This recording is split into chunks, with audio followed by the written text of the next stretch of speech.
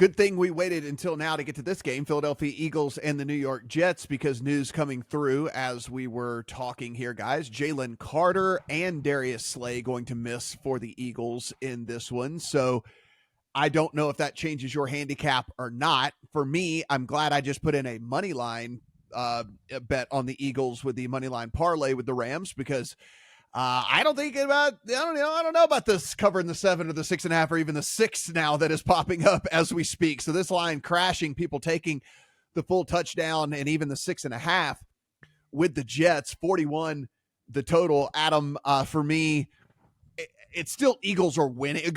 Eagles are going to win the game, right? I mean, but now with this news, it also lets me know the Eagles are playing the long game, because it just said on here, Jalen Carter's injury is minor, but they're just going to hold him out. Also, that gives you their opinion on the Jets in this game.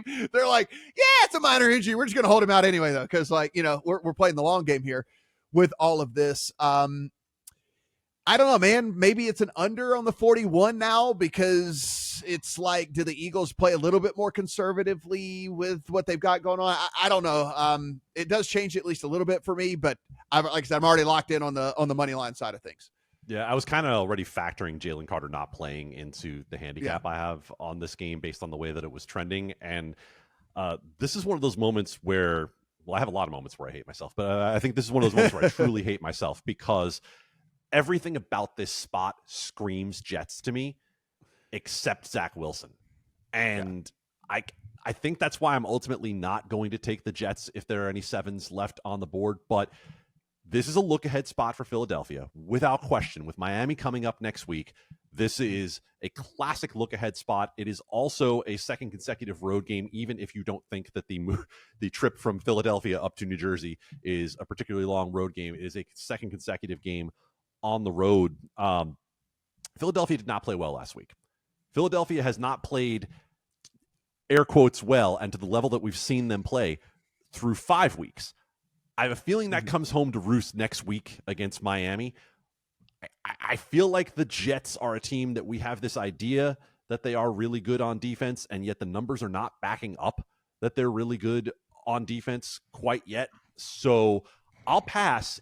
But for me, strangely, this is actually Jets or pass. Steven, what do you say here?